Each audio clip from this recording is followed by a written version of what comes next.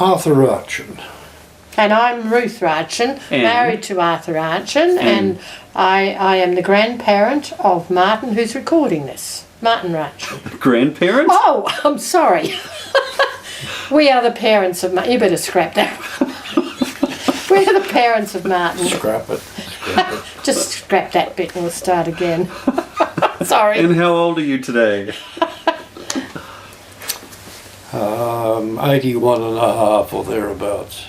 And I turned 80 last June, so just over the 80. And so we're happy to look over our lives and maybe share some of the things that we have done together, just for future generations, so you've got some idea of where we've been and what we've done and what we think about some things. There are a few things that we remember, and there are lots of things that we've forgotten. But we'll try to pick up some things. I guess one way I'd like to do it is because I've been a pastor of the Lutheran Church for how many years, my whole life. I'd like to perhaps look at them parish by parish, things that have happened in the various places, and some of the things that you might enjoy to hear, maybe for the first time, maybe in a different format, whatever. But I think first of all you'd like to start with your early days, where you grew up in Cambrai and how you felt about some things. Oh, I don't know about too much about that, but I guess we all have goals and ambitions in life. Some of them come true and come possible to live out, and other things change that one never clue that they're going to change. I'd perhaps like to say first why I particularly had the desire to be a pastor. I'll perhaps pick up on some personal things later. But I seem to recall several events in my early life that drew me in that direction to be perhaps a pastor in the Lutheran Church. One at probably the age of about 5 or thereabouts is that I had been to several meetings of the Bible Society who had film presentations or slide evenings showing the work of Christian missionaries in different parts of the world. I was supposed to be in bed due to sickness that I had at the time, and I desired so much to go that this was just mentioned briefly as they were cleaning up, and the missionaries that were doing the showing realized that I was at home when I wanted to be there, and they gave me a photo or two of things in parts of Africa somewhere. And I guess that's one of my first times that I really appreciated the work of the Bible Society and the possibility of being involved in people's lives in this way with something of the life of Christ, what that means for us. I guess you want to say it was rheumatic fever that kept you in bed? I was going to say that later, yes. But we can say it now. That wasn't part of my plan either, but is something that happened and probably affected very much of my life in some way or another. Another thing that happened very early in my life, because I was born some months after my father had died, and no one had planned that as far as we were concerned. But I remember sitting at the graveside as my mother put in flowers on the flower pots at the top of the grave, and she did this certainly every Easter in my early years, and I remember that very, very distinctly. Even though my first years of school, or perhaps the first year or two or something like that, I just didn't realise, in a sense, fully, that my father had died, and everyone else seemed to have a dad. And one day at school it suddenly dawned on me, where's my dad? everyone else has got one, why don't I? And then I started to put this whole thing together. But the putting of the flowers in at the grave were special things that meant not that he is dead, but a special reference to the resurrection and new life. And that left deep impressions that I think lasted and still last with me at the present time. And I guess when you say you didn't realise you didn't have a dad, you had a very helpful uncle that was living with your family, which meant a lot to you too. Exactly. Your mum's brother. Yeah. Mm. And it was not that she never talked about or anything, but in a child you just don't remember everything, and you don't put it all together. Yeah, so that meant a lot to me. When I was able to go to secondary college, the next thing I guess that really struck me was how I had learnt the Old Testament, because I went to a Lutheran primary school, and I had knowledge of Old Testament events, New Testament events, life of Christ things, but had never really looked very much at the mission of the church, the spread of the church, the activity of its members and that kind of stuff. And that made a deep impression on me as I began my college years. Then the next thing, I guess, is that under the same roof as our secondary school, our college, the seminary also met there, so we were constantly mixing things with seminarians, those planning to go to the seminary, and that too left impressions, desires that affected the rest of my life. And I guess you'll fill in a bit more of that when you get to your seminary days. And I guess if you want to come back here more to some of the other things in Cambrai that, as we said, your dad died, so that meant your mother went back to live with her people, the Shermans. Yeah, and as various Shermans married and moved out of the houses. They were on the land, weren't they? They were on the land, yes. on the farm. Yeah. But it meant that that we shifted a number of times because some uncle or aunt was marrying, or no, the aunts didn't marry. Forget about it. Some of the sons of the family were marrying, and so you had to make way for the new bridal couple. And you and your mum and your brother moved to another house that the Shermans had. Is that about it? I remember, Martin, you were very surprised how many times your father moved in the Cambrai area as a child. Yeah. Do you remember that? Yeah. Yeah. And because they bought a farm somewhere that had a house on it, they often lived in the new house and we lived in the old one, or something like that. Yes. So that accounts for a lot of shifting and moving around. And when I think of a lot of people today, I'm amazed how many of them have shifted, goodness knows how often, with various different kinds of lifestyle and so forth that they have. Well, now people go around the world. Yeah. Then we were just moving in those small places.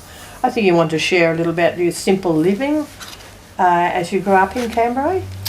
Because we grew up on a farm, and because I was born in 1931, that was sort of depression years when very few folk in that part of the world anyhow had much money at all. Maybe they owned a farm or something like that, but we didn't even own a farm. So that meant that we lived on a farm during depression years, had very little money, rarely went to the shop for anything, and we grew what we needed to eat. Vegetables, we killed a sheep every week or two, and was shared between a couple of members of the family and this kind of thing. But very little cash in the pocket. We were mini farmers in our own little way. But didn't you even grind wheat to make your own flour or your porridge or Yes, even those sort of things? even making flour and so forth. We took a bag or two of wheat into the mill, and what do you call those things? Not a paper mill, but Flour mill. flour mill. Mm.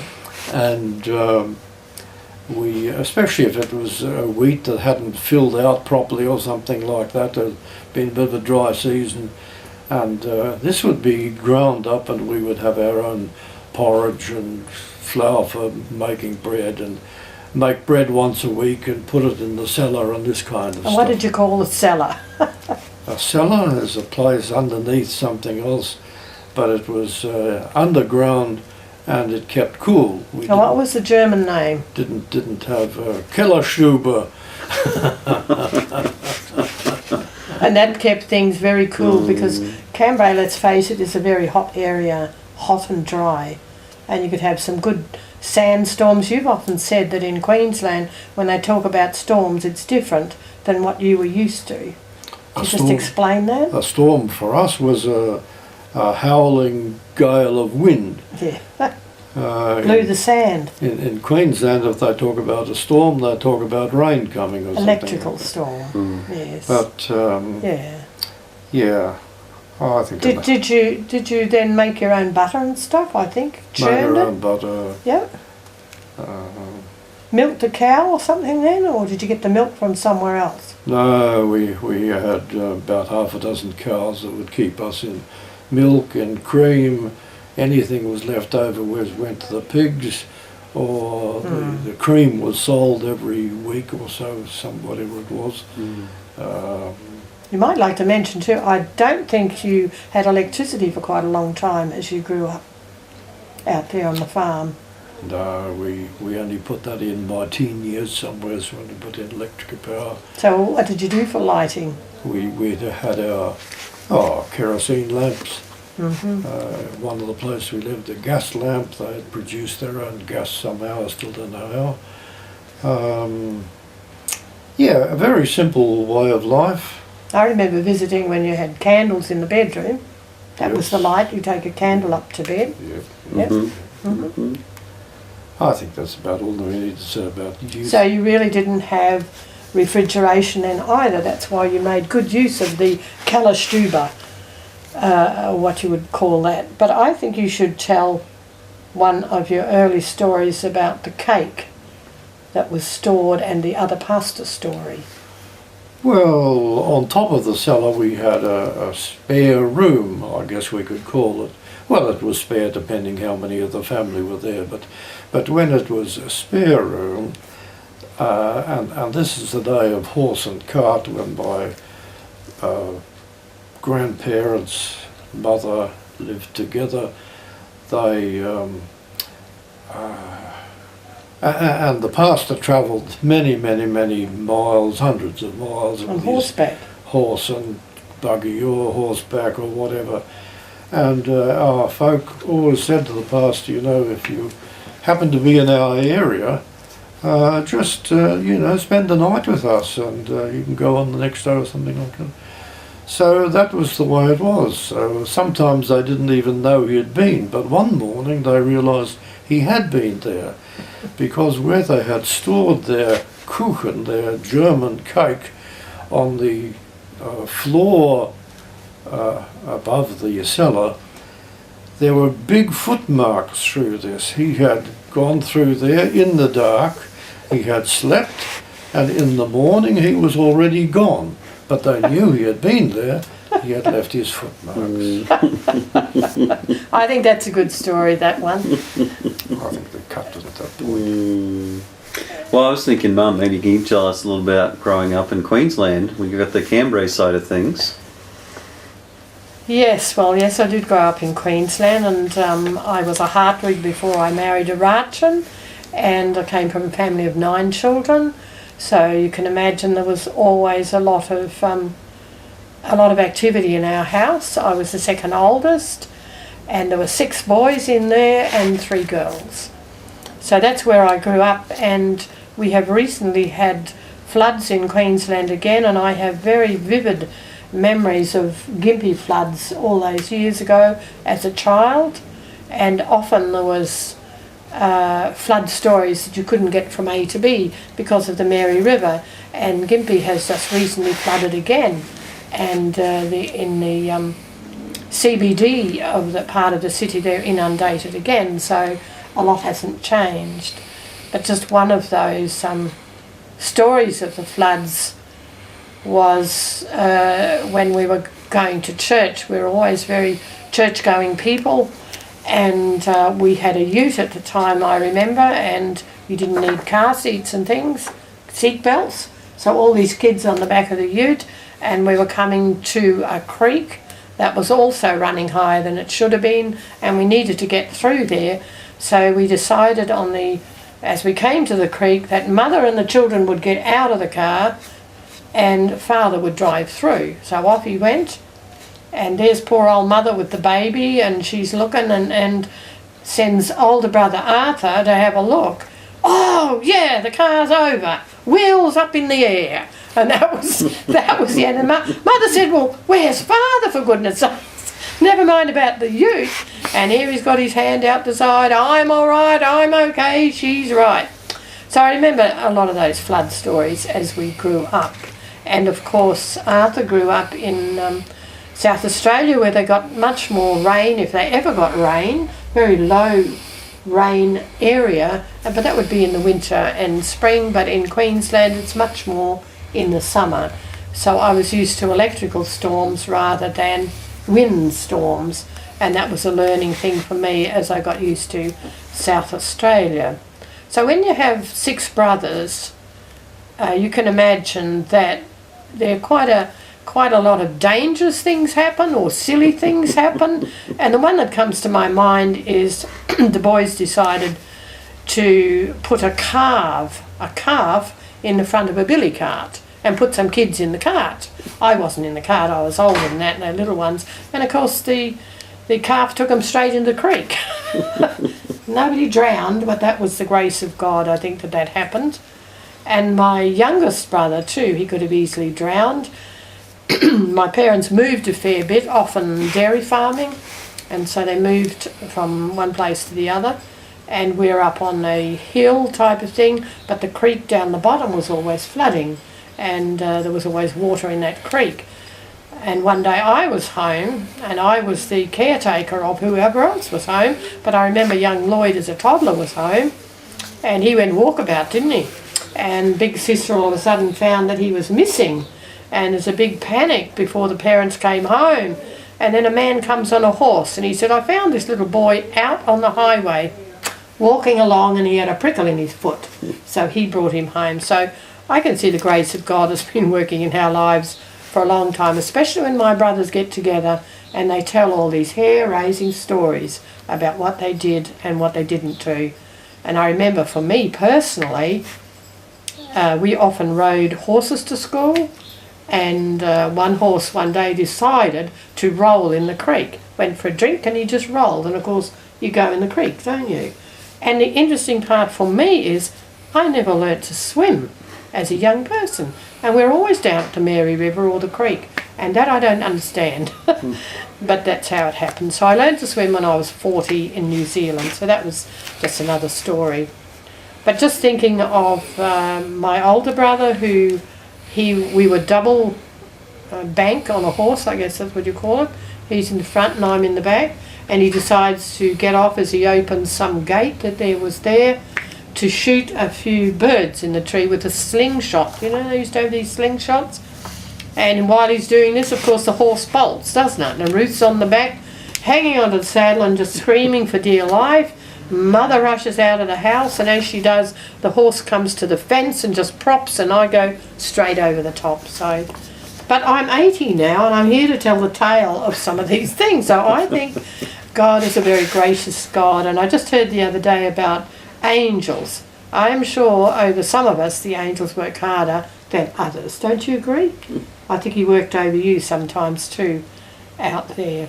So I learned to milk cows, lots of milking cows after school. That was the job we did.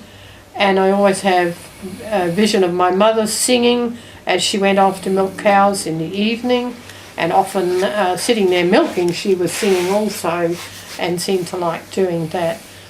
And while we were milking one day, I remember Grandfather Hartwig. Didn't get to know him terribly much before he died, but sometimes he was living with us for a while, and then Grandma Hartwig, she lived with us until she died.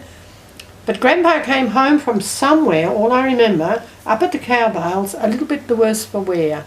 He was a little bit inebriated, or whatever we call it, and that shocked me somehow, because I didn't know that Grandpa ever would do something Didn't like know that that. side of it. And when I speak about that, my father also was a very godly man, and so he would never, ever swear in front of the children. That just was not on. And if he caught us swearing, I don't know what he would do. But it was something you just don't do. And they were regular churchgoers and so on. But he did swear one day in front of the children, and I'll never forget the look of absolute shock on his face as he looked at us. And that was because somehow the cows got out again, somebody let them out somewhere, they were in the bean patch or whatever it was, and I think he said something like blast it all, and that to him was just the end of the earth, and that he had said that in front of his children. Of course he never said anything about it, because we didn't in those days, but I certainly felt his embarrassment over the whole thing. So there you go. And my dad always had sometimes he could always have a smart reply for things. And I remember him telling us, he at least told us this one, when he was younger, and he might have been about 19 or 20 or whatever, and he had his eyes on all these girls at church, and they grew up, my father and my mother, somewhere outside of Toowoomba, here in Queensland, and he's coming to church on his horse. And he comes in a real big flourish to show off, I guess, but that's about it. And somehow he fell off as he arrived at the church.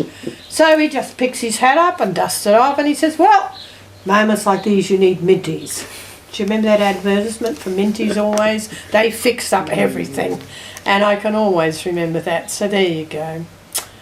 And, yeah. And there are some things that we often learn. You learnt about the resurrection and the certainty of resurrection while you're seeing your mum at that grave and so on. That left a big impression on you. I think one of the things that left an impression on me was when somehow or the other my brother misbehaved. I don't know which one. It didn't matter. And he threw a shoe that went through the front of the wireless at that time and smashed it. And then he took off, and he was up there. And it was getting dark, and he was still sitting up the road at night, wasn't going to come home. And we were just talking about it, and I was thinking, oh, he'll get a hiding, he needs a hiding, oh, of course. And my father said, no, he doesn't. He's suffered enough already. He knows it's wrong and so on. And I think that was a good lesson in grace, mercy, because he certainly knew he'd done wrong, so that was that. But I guess I lived in the days that if you misbehaved, you did get the strap. That's the way it was. You got that at school as well, or hands with the cane. Did you get the cane at school? Oh, I can tell you things about the cane, but I never got a cane. You were just scared of it. I was one of those that hid the cane for the teacher. You hid it? Yes. You're one of the mean ones. But as you're talking about parents, grandparents and so forth, when I mentioned my grandparents earlier, they were very instrumental in my devotional life, I guess. They regularly read devotion at night after tea, candlelight or whatever. But all their reading and all their devotional life read for them, for the younger son, was in German. So my vocabulary of German words, especially things of a Christian nature, That grew. I was very familiar with the Old and New Testament of the German Bible, and that has much to do with what happened later in my life too. Yeah, when you come to that, the German came in very handy, didn't it? But you always said, didn't you, if your parent, your mother, uncle, aunt didn't want you to understand anything, they'd speak in German. And that's the way, is the quickest way to learn it. Is that what you've said? And then they'd wonder why we could understand. Yes. They talk about things you shouldn't hear.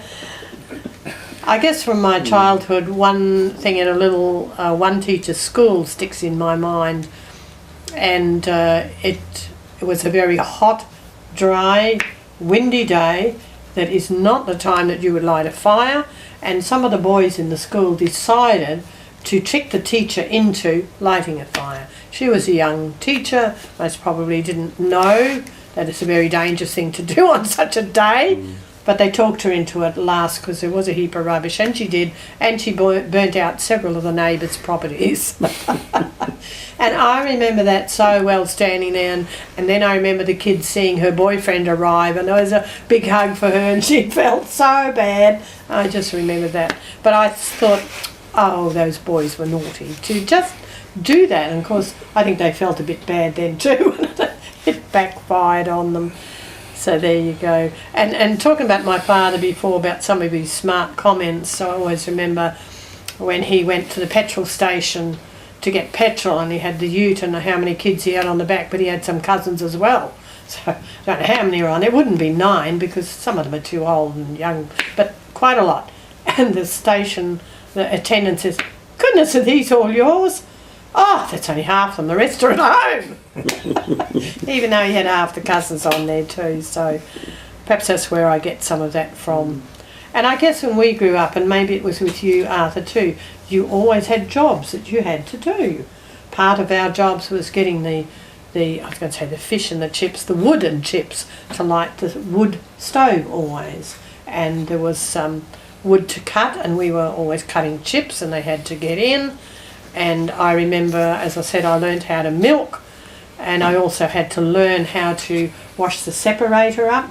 Did you ever wash the separator when you separate the cream from the milk? I turned it often enough to keep it going. Yeah. I didn't do the washing. Yeah, well, I certainly did the washing up.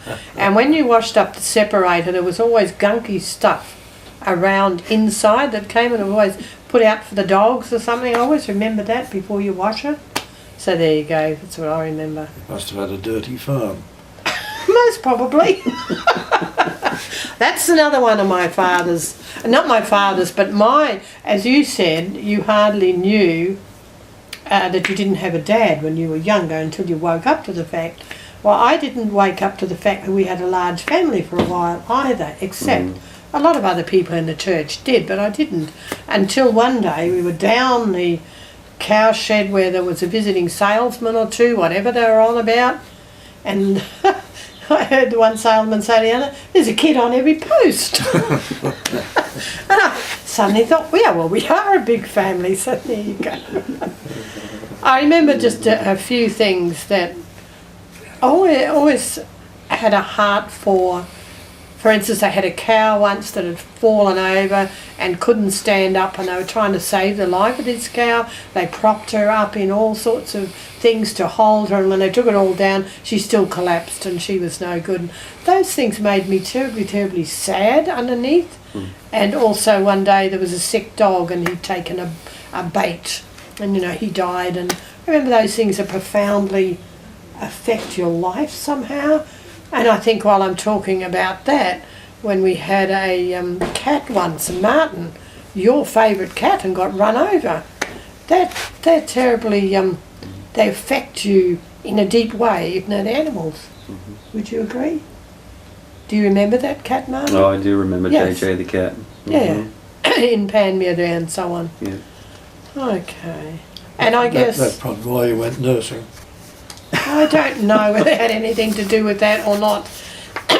But when I talk about nursing later, I'll enlarge on that a little bit more. But I think that's about all we wanted to say. You had up here that you rode a bike to school a lot. We rode horses. Yeah, we always had 4 miles or so to ride a bike to school, which we did, my brother and I together.